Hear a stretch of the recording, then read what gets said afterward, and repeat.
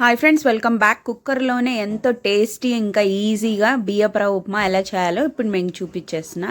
ఏ గ్లాస్తో ఉప్మా అయితే ఆ గ్లాస్తో ఫస్ట్ 2.5 అంటే 1.5 ml వాటర్ తీసుకొని గిన్నెలో వేసేసుకొని దాంట్లో మీకు ఒక గుప్పెడు పెసరపప్పు వేసి ఫస్ట్ ఇది నానాలి. పెసరపప్పు నానితేనే బాగుంటుందండి ఉప్మా. సో దాంట్లో నేను తాలింపు వేసేసుకున్నాను. యాజ్ యూజువల్గా పప్పులు, కరివేపాకు, మిర్చి అన్నీ వేసేసుకున్నాను. కొంచెం అల్లం కూడా వేసుకోండి. మీకు కావాలంటే ఈ వాటర్లోనే క్యారెట్ తురుమేసుకోండి.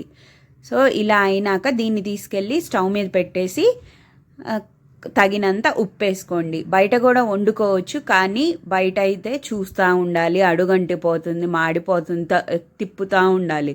సో ఒక బాయిల్ వచ్చేసాక ఈ నీళ్ళు ఇలా బాయిల్ అయినాక మీరు కొలుచుకొని పెట్టుకున్న రవ్వ, బియ్యపు రవ్వ దీంట్లో వేసేసుకోండి. జస్ట్ ఈ రవ్వని ఇలా కలిపేసి ఇంకా ఆపేసేయండి అంతే. కుక్కర్లో మనం అన్నం ఎలా వండుకుంటామో అలానే కింద నీళ్లు పోసుకొని గిన్నె పెట్టేసి మూత పెట్టేసి విజిల్స్ రానిస్తే అయిపోతుంది. మీరు కుక్కర్లో డైరెక్ట్గా కూడా చిన్న కుక్కర్లో కూర చేసుకున్నట్టు కూడా చేసుకోవచ్చు. అది కూడా చాలా కష్టం.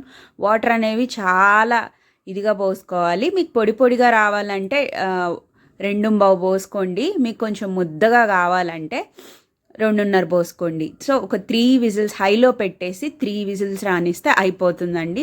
సేమ్ ప్రెషర్ పోయినాక ఓపెన్ చేసి చూస్తే ఎంత పొడి పొడిగా వస్తుందండి. సూపర్గా ఉంటుంది.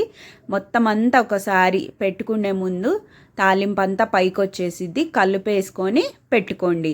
ఈ బియ్యపు రవ్వ ఉప్మా అనేది చాలా మంచిది. బొంబాయి రవ్వ కన్నా ఇది చాలా మంచిదండి. దీంట్లో అంత ఆవకాయ పచ్చడి పొడుము వేసుకొని తింటే నెక్స్ట్ లెవెల్ అండి, నెక్స్ట్ లెవెల్. మన అన్నం కూడా తినక్కర్లేదు, ఇది ఉంటే చాలు.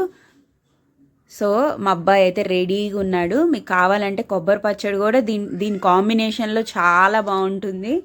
సో మా అబ్బాయి అయితే రెడీ అయిపోయాడు. ఉప్మా ఎప్పుడు పెడతానా అని. పొగలు ఎప్పుడైనా ఉప్మా అయినా ఇవి వేడివేడిగా తింటేనే బాగుంటుంది. సో మా వీడియో కనుక నచ్చినట్టయితే సబ్స్క్రైబ్ చేయండి. ఇంకా మంచి మంచి వీడియోస్ వస్తాయి, ఈజీగా నేర్పించేస్తాను. బై ద వే చూస్తున్నారు కానీ ఛానల్ సబ్స్క్రైబ్ చేయట్లేదు. 70% ఛానల్ చూస్తున్నారు, సబ్స్క్రైబ్ చేయట్లేదు. సో ఈ వీడియో కనుక మీకు నచ్చింది, వంట రాని వాళ్ళు కూడా ఈజీగా చేసేసుకోవచ్చు. నచ్చినట్టయితే సబ్స్క్రైబ్. Bye bye.